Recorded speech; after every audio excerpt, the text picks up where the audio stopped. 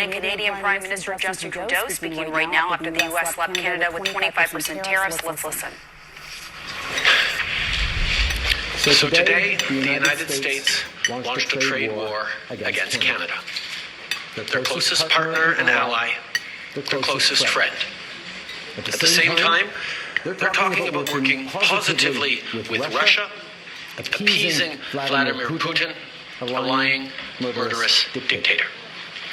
Make that make sense. Canadians are reasonable, and we are polite. We will not back down from a fight. Not when our country and the well-being of everyone in it is at stake. At the moment, the U.S. tariffs came into effect in the early hours of this morning, and so did the Canadian response.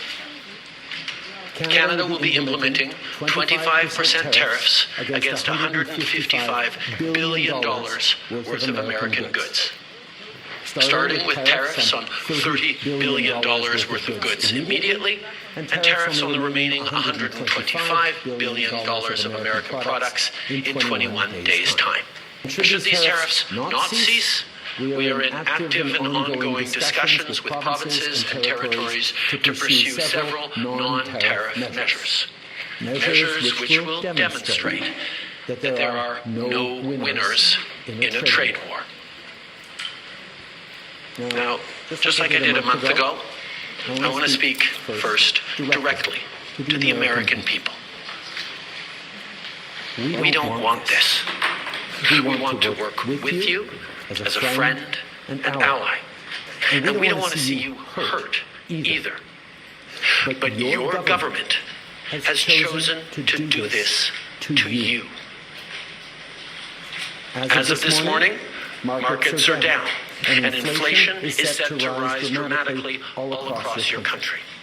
Your government has chosen to put American jobs at risk, at the thousands of workplaces that succeed because of materials from Canada or because of consumers in Canada, or both. They've chosen to raise costs for American consumers on everyday essential items like groceries and gas, on major purchases like cars and homes, and everything in between.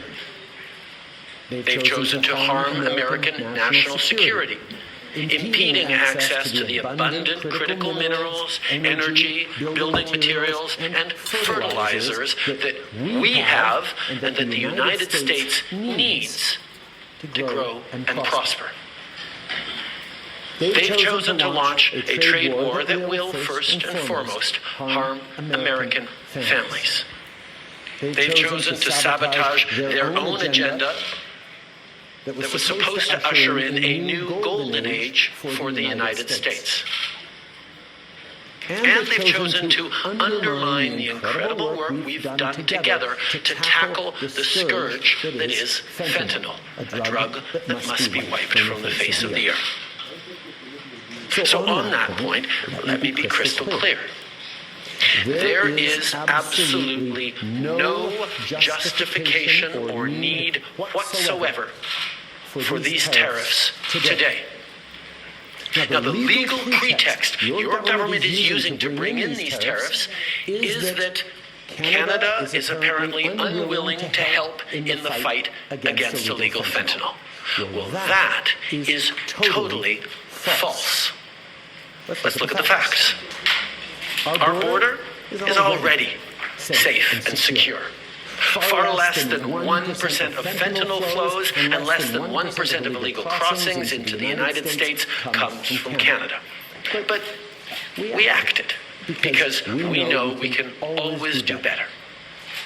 We responded to concerns, including from the President, by implementing an ambitious $1.3 billion border plan.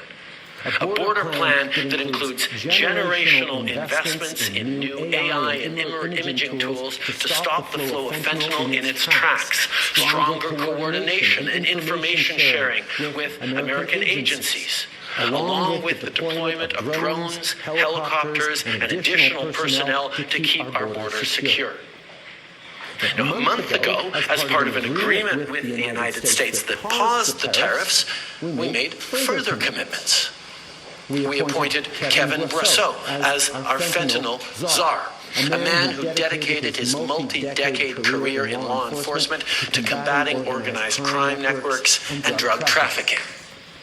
We designated 7 drug cartels, sick, evil groups who cynically profit off the pain and suffering of people on both sides of the border, as the terrorist organizations that they are. And just yesterday, we launched a new joint operations partnership supported by a $200 million investment between Canada's security and law enforcement agencies, a partnership that will enhance the coordination of information and intelligence in order to thwart criminal gangs involved in the illegal fentanyl trade. Critically, our actions are working. As the U.S. Customs and Border Protection just acknowledged, there was a 97% drop in fentanyl seizures from January compared to December, to a near zero low of less than half an ounce seized in January, even with all the further enforcements and actions we've taken at the borders. In sum, we stepped up. We engaged closely and constructively with the President and his administration. We did everything we promised. We stuck to our word. And we did it because we believe in working together to protect our citizens. Now I want to speak directly to one specific American, Donald. In the over 8 years you and I have worked together, we've done big things. We signed a historic deal that has created record jobs and growth in both of our countries. We've done big things together on the world stage, as Canada and the US have done together for decades, for generations. And now we should be working together to ensure even greater prosperity for North Americans in a very uncertain and challenging world. Now, it's not in my habit to agree with the Wall Street Journal, but Donald, they point out that even though you're a very smart guy, this is a very dumb thing to do. We two friends fighting is exactly what our opponents around the world want to see. And now, to my fellow Canadians, I won't sugarcoat it. This is going to be tough, even though we're all going to pull together, because that's what we do. We will use every tool at our disposal so Canadian workers and businesses can weather this storm. From expanding EI benefits and making them more flexible to providing direct supports to businesses, we will be there as needed to help. But Canada, make no mistake, no matter how long this lasts, no matter what the cost, the federal government and other orders of government will be there for you. We will defend Canadian jobs. We will take measures to prevent predatory behavior that threatens Canadian companies because of the impacts of this trade war, leaving them open to takeovers.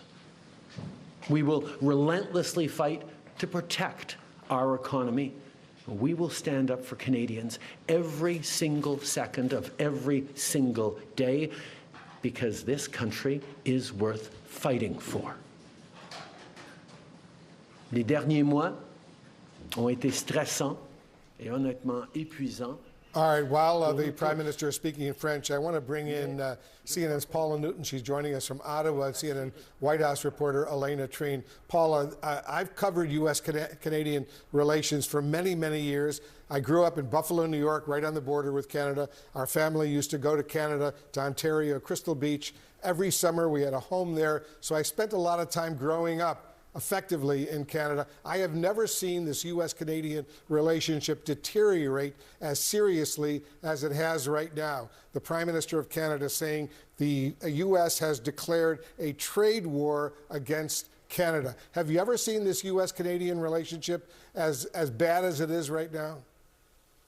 Absolutely not, Wolf, and I echo, your thoughts. In my entire lifetime, Wolf, in terms of what you speak and that very close friendship between Americans and Canadians, I have never seen anti-Americanism reach this height in my entire lifetime. And I want to note, Wolf, that was the Prime Minister, the man who will not be Prime Minister much longer, probably a matter of days. And it was really Justin Trudeau unplugged, saying that he could speak to the American people themselves in a blunt, forceful way, because he doesn't have anything to lose now politically. And I do note that he basically said, Donald, addressing him directly, you are a smart man, but echoing the words of the Wall Street Journal, this is a dumb thing to do. He also made it clear, though, to Canadians, Wolf, that, look, he's not going to sugarcoat it, and this will be tough. Well, what's interesting here is that so many people across Canada are echoing what the Prime Minister has said. We have had leaders of provinces say that they're actually breaking up with America. And make no mistake here, Wolf, this will hurt Canadians. This will really bite. But it will also hurt many Americans as well.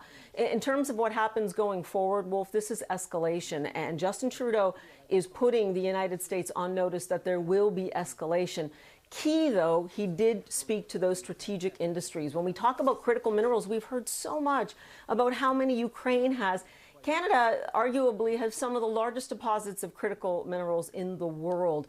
They were willing to certainly open themselves up to even American companies that wanted to come in and try and exploit that and try and clear some of the regulatory hurdles. It's clear the Trump administration was not interested. Well, if this is a decoupling, not just from Canada, but certainly many, many Western allies, and Europe right now, who've also been put on notice about tariffs in April, are taking note. What happens next? We continue to see the fallout. We do hear that more measures, including what we've discussed weeks ago about things like U.S. alcohol coming right off the shelves in Canada. That's just one example of something that will hit Republican states like Kentucky that will not be able to sell much of their bourbon into Canada at all. But there is so much more here at stake. Key is energy, both oil, but also natural gas and also electricity. And Canada on the table right now has a threat of putting an export tariff on that, which will instantly make Paula, energy hold on for a much more moment, because the expensive Prime for Minister Americans. has started taking some questions from reporters. He's speaking about Vice President Pence right now. Vice President Vance right now. I want to listen. Show very clearly that in terms of taking action on fentanyl, we are doing everything that is necessary, and not just for the United States, for ourselves as well, as Canadians are suffering as well from the scourge that is illegal fentanyl. We have laid out extensive plans, actions, cooperations, including as recently as the past days in Washington, and they have always been very well received. And the numbers bear that out. I think in what President Trump said yesterday, that there is nothing Canada or Mexico can do to avoid these tariffs, underlines very clearly what I think a lot of us have suspected for a long time, that these tariffs are not specifically about fentanyl, even though that is the legal justification he must use to actually move forward with these tariffs.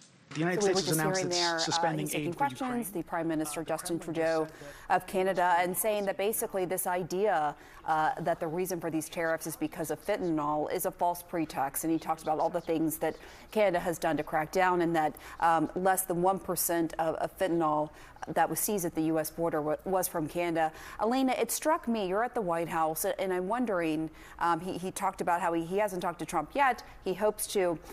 He tried to appeal to him directly, saying, Donald. And he said, you're a smart man, but this is dumb, saying that he agreed with the Wall Street Journal. Is there any reaction from the White House, Elena? from the moments that we've heard him say that, not yet that I've heard, Paula. But look, this is something, or Pamela, excuse me, this is something that I think is definitely going to receive a reaction from the president and the White House. This is some of the strongest language we have heard yet from the prime minister. A couple of things that really stuck out to me from what he has said. He said that they have stepped up, that they have been engaging repeatedly in conversations as recently in the last couple of days with the Trump administration, that they are doing everything that they can. As you mentioned, I think the point where he was addressing Donald, he was addressing the president directly by name, using that harsh language, going on to say, you know, we've worked together, we've had a relationship for several years, we've done big things together, we should be working together now. All things that we have heard, you know, him say and maybe more nicer or friendlier terms before, but now you're hearing a very direct, harsh language from the prime minister. Look, I mean, from what the president said yesterday and what has been kind of clear is he said yesterday that he doesn't believe there's any more room to negotiate when it comes to what Canada and Mexico are doing. He has said very clearly that he believes they aren't doing enough on fentanyl. You heard the prime minister argue that he doesn't believe that's actually what these tariffs are about. And then today you've heard a lot of Donald Trump's cabinet members, people like Howard Lutnick, the Commerce Secretary. You've heard Peter Navarro, a key trade advisor to the president, argue that if they do see some real changes in stemming the flow of migrants and fentanyl from coming over the border, that perhaps these tariffs will be called off. But clearly, this is a huge deterioration with allies that we have had. And one thing, of course, I think the real change that we could see is in the reaction that the president and the White House has to how the United States economy is being impacted already over the last couple of days, the last 2 days. We've seen the stock market drop some 1,300 points. We're seeing different companies like Target saying prices are going to increase. That is something as well that will ignite some sort of reaction from this White House. Yeah, we see the Dow Jones Industrials down now. Just today, 788 points, at least so far, now 790 points. We heard the Prime Minister, Elena, cite the Wall Street Journal editorial. In today's Wall Street Journal, usually a conservative editorial page, the headline is "Trump Takes the Dumbest Tariff Plunge." And it writes this: "We've courted Mr. Trump's ire by calling the Mexico and Canada levies the dumbest in history, and we may have understated the point. Mr. Trump is whacking friends, not adversaries." And you know, it's interesting because this U.S.-Canada relationship, which has always been so strong, so powerful, has now deteriorated to where this is going on. It's stunning. And he talked about the fact that this is exactly what our adversaries want, to see this deterioration of an alliance that has so much history. Wolf. I want to bring in retired U.S. Army General, former NATO Supreme Allied Commander Wesley Clark. He's joining us right now. General Clark, thanks so much for joining us. Let me first of all get your reaction to Prime Minister Trudeau's condemnation of what the Trump administration is doing here. Well, I think he's exactly right when he says that it's not about fentanyl. What is it about? What is it about when you want to sever the relationships with your closest ally? You know, you're worried about Chinese and Russian ships in the Arctic, and so we're going to have a breach of our work with Canada. It doesn't make sense. And so when you try to understand this, it doesn't make economic sense, doesn't make strategic sense. It's just a break in the way that the U.S. operates. And yes, the market's going down, Wolf, because when you look at something like this, it's not just about the tariffs. It's about the credibility of the United States. It's about the trustworthiness of the president. It's about what kind of leadership he brings to the United States. There were issues in the election. People knew this, but people were concerned about the economy. Let's look at the economy. But I'm concerned about what's happening in global affairs and U.S. security. And when I see what's being done to Canada, a nation that's always been our ally, when I was NATO commander, I couldn't have gotten any stronger support from any nation than I did from Canada, as strong as the support I had from the United States. And yet, here we are isolating Canada and isolating the United States really from our nearest neighbors. It's a real threat to U.S. security. It's not about fentanyl. It's about how to keep America safe, and this isn't the way to do it. It's hard to believe that this is going on. General Clark, the Wall Street Journal, in that editorial today, Trump takes the dumbest tariff plunge. They also write this: Mr. Trump is whacking friends, not adversaries. Do you agree with that? I do. And you know, well, if I was talking to some other analysts this morning, some very smart people on the inside, I think some people working in the administration really understand that President Trump's being played by Mr. Putin. But I don't know if President Trump really understands that. After smashing our relationships with allies, and I'm sure this will make President Putin really happy too, after doing this and enticing Putin to come to the table, what are we going to say to him? He's going to ask for more and more and more. What's it really about? And so I look at this as a severe departure from a normal pattern of United States national security processes. We're bipartisan. We're nonpartisan in national security. And President Trump has come in here and wants to turn the table upside down. He wants to somehow cozy up to Mr. Putin and disregard and insult and separate the United States from our allies. This is not going to end well. Yeah, it's a pretty, very, very serious situation unfolding right now. U.S. credibility with allies on the line right now. General Wesley Clark, thank you very, very much. And